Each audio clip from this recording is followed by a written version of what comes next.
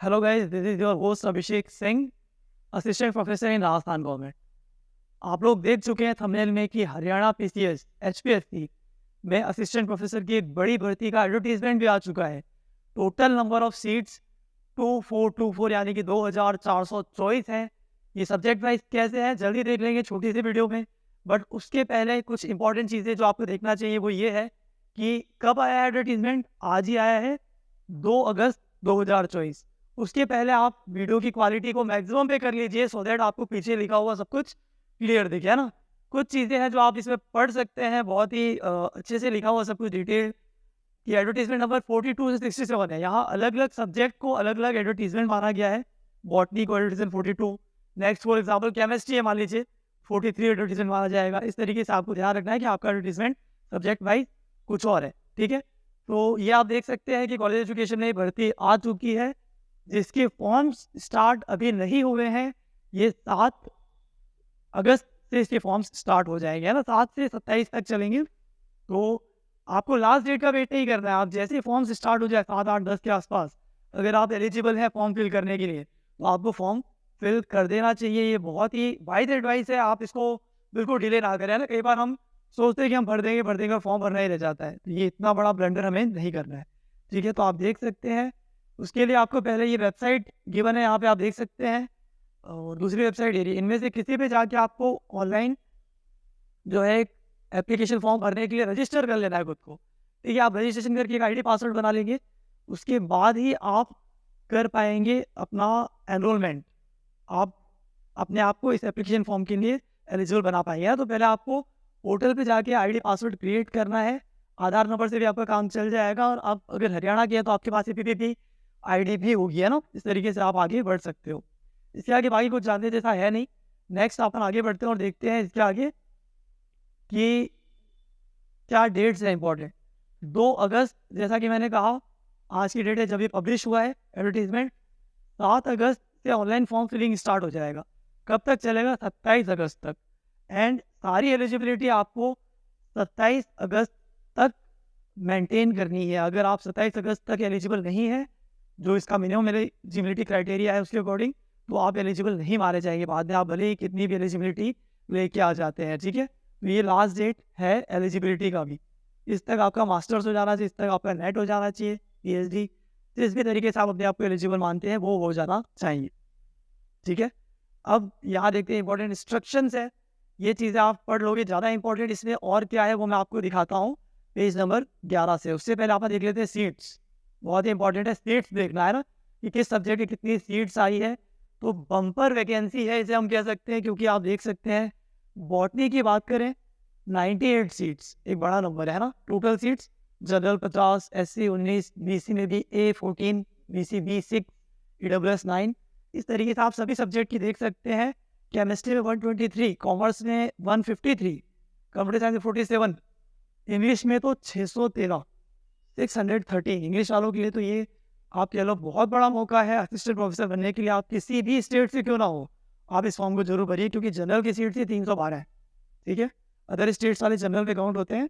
And 316 seats आई है geography में, बहुत बड़ा नंबर ऑफ सीट्स होता है। आरपीएससी की 2000 भर्ती में भी इतनी सीट्स किसी सब्जेक्ट में नहीं आई है। 139 हिंदी में, हिस्ट्री में 123, एंड आप देख सकते हैं 163 सीट्स हैं मैथमेटिक्स में। मैथमेटिक्स वालों के लिए भी ये गोल्डन अपॉर्चुनिटी है। 126 सीट्स है फिजिकल एजुकेशन में, 96 है फिजिक्स में। फिजिक्स वालों को बिल्कुल अप्लाई करना चाहिए, क्योंकि जनरल से भी आप देखेंगे तो जनरल से भी 48 सीट्स है। आरपीएससी की पिछली भर्ती में टोटल सीट्स ही 35 थी, जनरल तो 11 थी, है ना। तो 48 सीट्स जनरल की होना, यानी कि किसी भी स्टेट से आप हो आप अप्लाई कीजिए। आप हरियाणा से तो आप बाकी कैटेगरीज का बेनिफिट भी उठा सकते हैं। 81 seats political science, 85 psychology, and आप देख सकते हैं 91 सीट्स जियोलॉजी में। इस तरीके से टोटल सीट्स कितनी हो रही है? 2424 बहुत बड़ी भर्ती मानी जाती है ये। आप सभी को ये एग्ज़ाम देने चाहिए। और ये 2424 सीट्स कोई बहुत सारे अलग अलग सब्जेक्ट्स में डिस्ट्रीब्यूटेड नहीं है, 26 सब्जेक्ट्स ही हैं, ठीक है। यानी कि पर सब्जेक्ट आपको बहुत अच्छा यहाँ पे बेनिफिट मिल जाएगा। नंबर ऑफ सीट्स का सिलेक्शन के चांसेस हाई रहने वाले हैं ना। इसेंशियल क्वालिफिकेशन की बात करें तो ये जो भी आप देख सकते हैं कॉलेज कैडर हरियाणा एजुकेशन की तरफ से जब भी time to time immediate group B service rules आते हैं मैक्सिमम जो आपका लेटेस्ट 2024 का है, ये आपको पढ़ लेना है। इसके लिए भी जल्द से हम वीडियो बना के दिखा देंगे आपको। बाकी हालाँकि इसी वीडियो में सब कवर हो जाएगा, आपको कहीं जाके देखने की कुछ ज़रूरत नहीं है। आप कुछ रह जाता है तो कमेंट सेक्शन में मुझसे पूछ सकते हैं। गुड एकेडमिक रिकॉर्ड भी रहेगा, ठीक है? गुड एकेडमिक रिकॉर्ड यानी कि आपको मास्टर्स में 55%, यूजी में भी 55% चाहिए। कुछ स्पेशल केसेस में एक्सेप्शंस हैं कि 55 की जगह 50 तक भी चल जाएगा। वो केसेस आप इस पूरे एडवर्टाइजमेंट को ध्यान से देखेंगे तो आपको समझ में आ जाएगा। बट इन जनरल आपको ये मान के चलना है, आप 55% अबोव है मास्टर्स बैचलर्स में तो आप एलिजिबल हैं ही। अगर आपके किसी में कम पड़ रहे हैं तो आपको देख लेना है कि आप किसी कैटेगरी से या किसी और तरीके से आपको बेनिफिट मिल रहा है या नहीं मिल रहा है, ठीक है? हिंदी या संस्कृत का नॉलेज होना 10th क्लास तक जरूरी है। 10th क्लास का आपका हिंदी या संस्कृत कोई एक एज एन ऑप्शनल सब्जेक्ट होना चाहिए, ये कहा गया है। बहुत इंपॉर्टेंट चीज़ है, इस पर ध्यान देना है।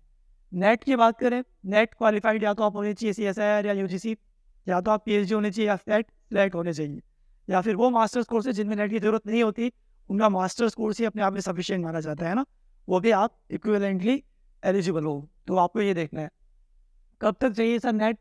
27 अगस्त से पहले पहले का आपके पास सर्टिफिकेट होना चाहिए, क्योंकि वो आपको फॉर्म में अपलोड करना है, ठीक है? तो ये आप नहीं कह सकते कि इंटरव्यू तक चाहिए ऐसा कुछ।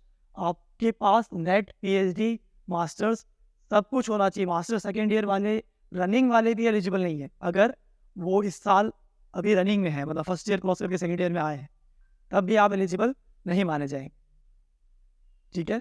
अब ये आप देख सकते हैं इसके आगे फाइन आर्ट्स के लिए अलग से इसमें चर्चा कर दी गई है, बट फाइन आर्ट्स पे आप लोग फाइन आर्ट्स वाले इसको अलग से देख लिए। उस पर हम पूरी वीडियो में चर्चा नहीं कर पाएंगे, उसके लिए सॉरी। बट आप आगे बढ़ते हो, पेज नंबर 11 पे आते हैं, जो एक इंपॉर्टेंट इन्फॉर्मेशन है। हाँ, पेज नंबर 11 पे अगर हम आते हैं तो एक बहुत ही इंपॉर्टेंट इन्फॉर्मेशन आपके सामने है। वो कुछ ऐसे है कि क्लोजिंग डेट 27 तक एलिजिबिलिटी होनी चाहिए आपकी। जो मैंने आपको कहा था वो आपको दिखा रहा हूँ। Eligibility of candidates with regards to educational qualification shall be determined on the closing date 27 August 2024।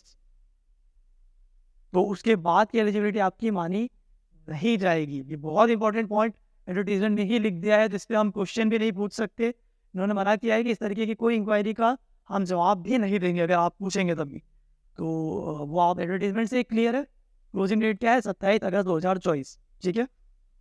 And improvement marks, अगर आप मास्टर्स में और आप 55% नहीं बना पा रहे, आपने इम्प्रूवमेंट के लिए एग्जाम दिया, उसका रिजल्ट भी अगर 27 अगस्त के बाद आ रहा है तब भी आप एलिजिबल नहीं है, है ना? तो यहाँ पे बहुत ही स्ट्रिक्टली एंड क्लियरली सब कुछ मेंशन किया गया है। एग्जाम पैटर्न पे डिस्कस कर लेते हैं। तो पहले स्क्रीनिंग टेस्ट होगा जो आपको क्वालिफाई करना जरूरी है, जिसका मिनिमम क्वालिफाइंग मार्क्स 25% रहेगा सभी के लिए, है ना? तो 25% मार्क्स आप स्क्रीनिंग टेस्ट में आते हो तभी आप आगे के पायदान पे, आगे के चरण में पहुंच पाएंगे। एंड उसके साथ ही ये स्क्रीनिंग टेस्ट के मार्क्स आपके फाइनल सिलेक्शन में जुड़ेंगे नहीं। जस्ट आपको या तो 25% तो लाना ही है, उसके साथ साथ जितनी नंबर ऑफ सीट्स है, फॉर एग्जांपल फिजिक्स में 100 सीट्स है फॉर एग्जाम्पल, तो 4 टाइम्स पीपल को कॉल किया जाएगा, यानी कि 400 लोगों को बुलाया जाएगा। अब मान लो 350 लोग ही ऐसे जिनके 25% बन गए, बाकी 50 को नहीं बुलाएंगे, तो 350 ही बुलाए जाएंगे, है ना? तो दोनों कंडीशन अप्लाई होनी चाहिए कि 25% मार्क्स भी बनाने स्क्रीनिंग टेस्ट में, एंड आप टॉप 4 टाइम्स पे भी आने चाहिए। 100 सीट से टॉप 400 में आना है, 50 सीट से टॉप 200 में आना है, विद अ कंडीशन कि आपके 25% मार्क्स भी स्क्रीनिंग टेस्ट में होने चाहिए, जिसके मार्क्स फाइनल रैंकिंग में, फाइनल मेरिट में आपके नहीं जुड़ेंगे, ठीक है? ये हो गई स्क्रीनिंग टेस्ट की बात। MCQs आएंगे, 100 MCQ आएंगे, सभी एक एक नंबर के आएंगे, तो 100 मार्क्स का हो गया, है ना? 2 घंटे आपको मिलेंगे, 2 आवर्स यहाँ लिखा हुआ है। एंड उसके अलावा इसमें ऑप्शन ए भी रहेगा, जैसा RPSC में भी होता है, ऑप्शन ए भी रहेगा, यानी कि अगर आपको नहीं आता है कुछ भी तो ऑप्शन ए को सर्कल करना है। अगर आप नहीं करेंगे तो माइनस मार्किंग की तरह काउंट किया जाएगा। और लगातार 10 क्वेश्चन ऐसे आपने छोड़ दिए जिनमें ऑप्शन ए या कुछ भी टिक नहीं किया आपने 5 ऑप्शन में से, तो आपका पेपर चेक ही नहीं होगा, OMR आपकी चेक ही नहीं होगी, ठीक है? बहुत इंपॉर्टेंट चीज़ है, ध्यान रखें। एंड लिखा हुआ है कि अगर कोई ऑप्शन टिक नहीं किया है तो 0.25 नेगेटिव मार्किंग कर दी जाएगी। ओके, तो इसके आगे आप देख सकते हैं लैंग्वेज क्या रहेगा। तो ये एक कॉमन वीडियो से मैं सब कुछ बता रहा हूँ आपको, है ना? फिर इंडिविजुअल वीडियोस पे आती रहेगी डिटेल में। लैंग्वेज की बात करें तो botany, computer science, defence studies, environment science, chemistry, home science, mathematics, physics and zoology, इनके लिए पेपर सिर्फ इंग्लिश में आएगा। ध्यान देने वाली बात है। आपका इंग्लिश की टर्मिनोलॉजी क्लियर होनी चाहिए, स्पेशली आप इन सब्जेक्ट से हैं तो। बाइलिंगुअल आएगा इनके लिए जिनके लिए नीचे लिखा हुआ है, आप देख सकते हैं। कॉमर्स हो गया, economics, fine arts, mass communication, geography, history, music, आप देख सकते हैं physical education, political science, psychology, philosophy and tourism, इनके लिए बाइलिंगुअल। और जो लैंग्वेज है, लैंग्वेज सब्जेक्ट्स हैं जैसे कि इंग्लिश, हिंदी, संस्कृत, तो वो इंग्लिश, हिंदी और संस्कृत नहीं आएगा, बाइलिंगुअल क्यों ही आएगा, है ना, ये अंडरस्टूड है। ठीक है, ये 25% जो मैंने आपको कहा वो यहाँ लिखा हुआ है क्लियरली, 25% मार्क्स स्क्रीनिंग टेस्ट में आपको लेके आना है, टॉप 4%, सॉरी टॉप 4 टाइम्स में आने के साथ साथ। और ये भी है कि अगर मान लीजिए 100 सीट से फिजिक्स में और एप्लीकेशन ही 400 नहीं आई, तो HPSC, हरियाणा PCS, उन 400 को डायरेक्ट नेक्स्ट स्टेप के लिए प्रमोट कर सकता है बिना स्क्रीनिंग टेस्ट लिए। ये भी राइट रिजर्व करता है HPSC, है ना। तो जिन सब्जेक्ट्स में कम, हालांकि ऐसा होता नहीं है, इतनी कम एप्लीकेशन आएंगे नहीं, ज़्यादा एप्लीकेशन आएंगे, बट स्टिल ये भी एक नॉर्म है जो मैंने आपको बता दी। सब्जेक्ट नॉलेज टेस्ट ये उसके बाद होगा। अगर आप स्क्रीनिंग क्वालिफाई कर लेते हैं और सब्जेक्ट नॉलेज के लिए आप एलिजिबल है, तो वो कैसे किया जाएगा वो देख सकते हैं आप। 3 आवर्स का रहेगा ड्यूरेशन, टोटल मार्क्स 150 रहने वाले हैं। एंड इसकी डिटेल जो है वो थोड़े टाइम बाद वेबसाइट पे आ जाएगी। सब्जेक्ट टू सब्जेक्ट सभी सब्जेक्ट के लिए पूरा सिलेबस अपलोड कर दिया जाएगा। फिलहाल आप इतना जान लीजिए, लैंग्वेज क्या रहेगा, सेम जो मैंने पहले बताया, इन सब्जेक्ट्स के लिए इंग्लिश में, इनके बाद वाले सब्जेक्ट्स के लिए बाइलिंगुअल, एंड जो लैंग्वेज सब्जेक्ट्स हैं उनमें अपनी लैंग्वेज में ही, इंग्लिश है तो इंग्लिश में पेपर रहेगा, हिंदी में क्यों रहेगा, है ना। हिंदी वालों का हिंदी में, संस्कृत वालों को संस्कृत में, पंजाबी वालों का पंजाबी में, ठीक है। एंड इसका मिनिमम मार्क्स क्या है, 35%। सब्जेक्ट नॉलेज टेस्ट में 35% मिनिमम आपको लेके आना ही है। ये एक बहुत बड़ा बैरियर लगा दिया है, आपको 35% जितना तो लेके आना ही है। ये स्पेशली फिजिक्स और मैथमेटिक्स वालों के लिए बहुत टफ पड़ने वाला है, क्योंकि उन सब्जेक्ट्स में 35% मार्क्स लाना बहुत मुश्किल होता है। स्टिल नामुमकिन कुछ भी नहीं है, आप बिल्कुल आ सकते हैं ना। और सब्जेक्ट नॉलेज टेस्ट का वेटेज टोटल सिलेक्शन में कितना है, 87.5%। रिमेनिंग 12.5% वेटेज किसका है, इंटरव्यू का। इस बात का भी आपको ध्यान रखना है। इंटरव्यू का वेटेज कितना है, 12.5%, एंड इस सब्जेक्ट टेस्ट का वेटेज कितना है, 87.5%। बहुत इंपॉर्टेंट चीज़ है, ध्यान रखने वाली। इंटरव्यू की बात करें 12.5%, जैसा कि मैंने आपको बताया, ठीक है, आप देख सकते हैं, है ना। इंटरव्यू के लिए कितने टाइम्स को बुलाया जाएगा, ये बहुत इंपॉर्टेंट है, 2 टाइम्स। अगर फिजिक्स की 100 सीट्स है फॉर एग्जांपल, हिस्ट्री की 100 सीट्स हैं फॉर एग्जांपल, पॉलिटिकल साइंस की 100 सीट्स हैं, तो इनमें 200 लोगों को बुलाया जाएगा फाइनल इंटरव्यू के लिए।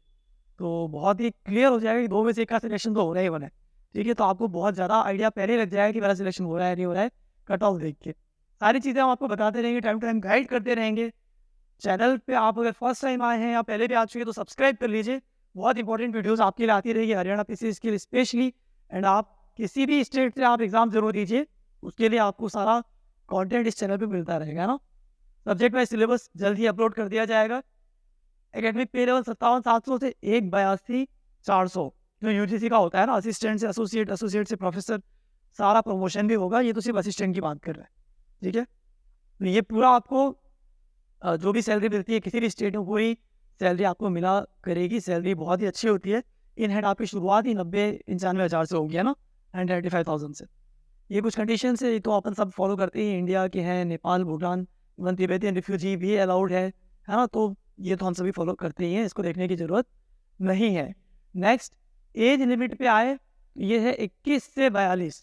21 से छोटे हैं तब भी एलिजिबल नहीं है, 42 से बड़े हैं तब भी एलिजिबल नहीं है। स्पेशल केसेस में 42 से बड़े वालों को छूट है 5 साल की, एक्स सर्विसमैन है तो इवन 10 साल की छूट है, ठीक है। ये एक एक्सेप्शन है। उसके अलावा 21 से 42 आप ध्यान रखें, अगर आप स्पेशल किसी केस में नहीं आते हैं तो। एंड ये डेट कब देखी जाएगी, ये डेट देखी जाएगी, मतलब कब देखा जाएगा, ये 15 जुलाई, अगस्त नहीं, 15 जुलाई 2024 तक ये कंडीशन आपको फुलफिल करनी है। कौन सी कंडीशन, मिनिमम आप 21 के होनी चाहिए या मैक्सिमम आप 42 के। एक्सेप्शन है कुछ कैटेगरीज एंड कुछ स्पेशल केसेस में, जहां आप 42 प्लस 5 ईयर तक के हैं तब भी दे सकते हैं। एक्स सर्विसमैन 42 प्लस 10 यानी कि 52 ईयर्स तक भी दे सकते हैं, वो सब यहाँ पे मैंशन है ना। एंड किसे किसे कितना बेनिफिट मिलेगा, मतलब एज रिलैक्सेशन का, वो जानकारी यहाँ पे लिखी हुई है, आप देख सकते हैं। वीडियो को पॉज करके, है ना। अब आगे बढ़ता हूँ। आपका टाइम बिल्कुल भी हमें वेस्ट नहीं करना है, बिकॉज आप लोग असिस्टेंट प्रोफेसर बनने जा रहे हैं, इसकी तैयारी कर रहे हैं, तो आपको आज से ही लग जाना चाहिए। आप बिल्कुल भी टाइम वेस्ट ना करें किसी भी तरीके से, आज से तैयारी शुरू करें। तैयारी हम आपके साथ है, आप हमसे पूछिए किसी भी सब्जेक्ट के रिगार्डिंग आप डाउट हमसे पूछिए। हमारी बहुत बड़ी टीम है कॉलेज एजुकेशन से selected, Rajasthan public service commission के सिलेक्टेड असिस्टेंट प्रोफेसर्स की। आप किसी भी सब्जेक्ट का डाउट पूछेंगे हम क्लियर करेंगे, चाहे आप हरियाणा से हो या किसी भी स्टेट से हो, है ना। तो आप वीडियो को लाइक कीजिए, चैनल को सब्सक्राइब कीजिए, वीडियो से जुड़ जाइए। आगे और इंपॉर्टेंट चीज़ें रिजर्वेशन के बेनिफिट के बारे में ये आप देख सकते हैं। पहली बात तो आप हरियाणा के हैं तभी आपको रिजर्वेशन का बेनिफिट मिलेगा, है ना। आप किसी और स्टेट से हैं तो आप जनरल में काउंट किए जाते हैं, ये बात आई होप आप सभी को पता है। BCA एंड BCB क्या होता है ये हरियाणा वालों के लिए आप जानते ही होंगे। BCA और B क्या है ना, एक क्रीमी लेयर और एक नॉन क्रीमी लेयर। तो बेनिफिट नॉन क्रीमी लेयर को नहीं होते हैं बहुत से केसेस में, सिर्फ सॉरी क्रीमी लेयर को नहीं होते, नॉन क्रीमी लेयर को ही होते हैं। ये चीज़ आप देख सकते हैं, इसमें कुछ खास इंपॉर्टेंट नहीं है टू बी डिस्कस्ड। आगे जाते हैं, एक्स सर्विसमैन की बात कर ली है, ये भी इंपॉर्टेंट नहीं है। नेक्स्ट हम और आगे बढ़ते हैं, आगे और इंपॉर्टेंट चीज़ें आएगी। हाँ, आप कुछ सेकेंड का आप थोड़ा सा आप पेशेंस रखिए, इंपॉर्टेंट चीज़ें हम डिस्कस करने वाले हैं इसी वीडियो में। यहाँ देख लेते हैं डेफिनेशन ऑफ एक्स सर्विसमैन। ये एक्स सर्विसमैन आप खुद देख लीजिए, आपको जानकारी होनी चाहिए। क्लोजिंग डेट 27 अगस्त की बात करें और आगे बढ़ लेते हैं तो ये देख लेते हैं। EWS की बात करें तो EWS का सर्टिफिकेट भी आपका कब का होना चाहिए? EWS सर्टिफिकेट भी आपका होना चाहिए 2024-25 सेशन का। 24-25 का तब बनता है फाइनेंशियल ईयर का जब आपने अप्लाई किया हो 23-24, यानी कि मार्च 2024 से पहले पहले का अगर आपके पास बनाया हुआ सर्टिफिकेट है, बनवाया हुआ सर्टिफिकेट है, तभी आप EWS के लिए एलिजिबल है। और अगर आप अब बनवाएंगे भी तो वो बनेगा इस सेशन के लिए नहीं, वो बात के लिए बनेगा। ये आप टेक्निकलिटीज आप अपने यहाँ पता कर लीजिएगा, कंप्यूटर ऑपरेटर्स जो भी होते हैं वहाँ पे आपके स्टेट में उनसे, स्पेशली हरियाणा वालों के लिए EWS सर्टिफिकेट अगर 2024-25 की वैलिडिटी का है बिफोर 27 अगस्त 2024 तभी आप एलिजिबल माने जाएंगे, है ना। एविडेंस ऑफ एज 10th का सर्टिफिकेट भी चल जाता है, बर्थ सर्टिफिकेट है तो और अच्छी बात है। कैटेगरी कैंडिडेट फीस की बात कर लेते हैं। फीस तो देखो, अगर आप मेल है तो आपको 1000 रुपीज़ फीस भरनी है, स्पेशली अगर आप जनरल मेल है या BC बैकवर्ड क्लासेस मेल है तो आपको 1000 रुपीज़ फीस भरनी है। और अगर आप अदर स्टेट के हैं तो आप किसी कैटेगरी से तब भी 1000 फीस भरनी है ना। फीमेल्स की बात करें तो आप अगर सेम स्टेट के हैं या फिर अदर स्टेट के हैं 250 रुपीज़ ही भर रहे हैं। अगर आप बात करें BCB नॉन क्रीमी लेयर, ये हरियाणा वालों की बात हो रही है ना, एंड SC कैंडिडेट्स की तो 250 रुपये फीस है, और EWS की भी 250 रुपीज़ फीस है, हरियाणा वालों की बात हो रही है ना। PWD कैंडिडेट्स जो होते हैं उनकी फ़ीस नहीं लगेगी, 0 रुपीज़ फीस है ना, ठीक है। फीस एग्जाम्पशन किसी भी केस में नहीं होगा। अगर आप फ़ी भर देते हैं एक बार तो आपको रिटर्न आपको किसी भी केस में नहीं मिलने वाला है ना। अगर अपन बात करें आप एग्ज़ाम देने नहीं गए तो मुझे फ़ीस वापस दो, ऐसा नहीं होता है ना। आपने फ़ी भर दी। और आपको सभी हार्ड कॉपी ऑफ एप्लीकेशन अपने पास संभाल के रखना है। अभी जो आप अप्लाई करेंगे उसकी हार्ड कॉपी को आप ऐसे ही PDF रख लिया, ऐसे नहीं करना है। उसकी हार्ड कॉपी प्रिंट आउट कर लें, संभाल के अपने पास रखें। फाइनल सिलेक्शन के टाइम पे आपके पास वो होना चाहिए, है ना। बहुत इंपॉर्टेंट चीज़ है, ध्यान रखें। क्या क्या डॉक्यूमेंट अपलोड करते हैं भाई, एक फ़ोटो होना चाहिए ड्यूली साइंड, सिग्नेचर होना चाहिए आपका स्कैंड, सभी की मार्कशीट होनी चाहिए, कुल मिला के 10वीं 12वीं BSc MSc नेट PhD जो भी आपके पास है सभी की मार्कशीट होनी चाहिए। यानी कि 27 अगस्त से पहले पहले आपके पास मार्कशीट होनी चाहिए, आपके पास सर्टिफिकेट होना चाहिए, तो आप जो अपीयरिंग स्टूडेंट्स वो एलिजिबल है ही नहीं, ये बात यहाँ पे क्लियर हो जाती है। एंड जिस भी कैटेगरी से उसका स्कैन सर्टिफिकेट, अगर आप हरियाणा से है अदर स्टेट से है तो आपको कोई सर्टिफिकेट लगाने की जरूरत नहीं है ना, आप जनरल में ही काउंट होंगे। एंड EWS के लिए यहाँ पे लिख दिया गया है ना। तो ये सारी चीज़ें भी हमारे काम की नहीं है। एक बार को यहाँ से अगर अपन आगे बढ़े तो ये देख लेते हैं क्या चीज़ है। एक बार ये NOC की बात की है तो ये जो हरियाणा के गवर्नमेंट जॉब में पहले से काम कर रहे हैं, स्टेट किसी भी स्टेट गवर्नमेंट जॉब या सेंट्रल गवर्नमेंट जॉब में काम कर रहे हैं, उन्हें देख लेना NOC के बारे में जानकारी। वो मैं कॉमन इस वीडियो में नहीं बता रहा हूँ, डिटेल अलग सी वीडियो आपके पास आ जाएगी। PWD कैंडिडेट्स के बारे में भी जानकारी यहाँ पे दे दी गई है। नेक्स्ट अब अपन आगे बढ़े तो ये है पेनल्टी फॉर सर्टेन एक्ट्स। ये आप देख लेना, ये चीज़ें आपको नहीं करनी है। ये वैसे भी कॉमन चीज़ें होती हैं जो हमें पता होनी चाहिए कि हमें कुछ किसी और की फ़ोटो नहीं लगा देनी है, ब्लर फोटो नहीं लगाने, सिग्नेचर किसी और के नहीं लगाने, इस तरीके की कुछ चीज़ें हैं जो आपको देख लेना है। इस तरह की चीटिंग हमें नहीं करनी है। तो आप देख सकते हैं कि ये हमें वैसे भी नहीं करना होगा ना, ये मोरलिटी में ही आ जाता है ना, तो ये चीज़ तो हम वैसे ही नहीं करते हैं, हमें करना भी नहीं है, ठीक है। तो इस वीडियो में इतना ही था, मेरे हिसाब से इसके आगे कोई जानकारी नहीं है। आगे और वीडियोस आती रहेंगी, आपके कुछ भी डाउट है तो आप पूछिए, मुझे लाइव आना है तो मैं लाइव भी आ जाऊँगा, आप कमेंट्स में बताइए। एंड जो भी आपको डाउट लगता है आप कमेंट्स में मुझसे पूछे, मैं आपको जल्दी उसका आंसर करूँगा। उसके पहले आप ये लास्ट चीज़ देख सकते हैं, विड्रॉल ऑफ एप्लीकेशन के लिए यहाँ पे लिखा हुआ है कि कोई भी ऐसी विड्रॉल की रिक्वेस्ट को यहाँ पे एंटरटेन नहीं किया जाएगा अगर आपने फॉर्म एक बार भर दिया है। ठीक है, वीडियो को लाइक करें, चैनल को सब्सक्राइब करें, चैनल से जुड़े रहिए इसी तरीके की गाइडेंस वीडियोस के लिए। वो आपके साथ हमेशा अवेलेबल है किसी भी तरीके की हेल्प के लिए, किसी भी सब्जेक्ट के लिए। Thank you very much.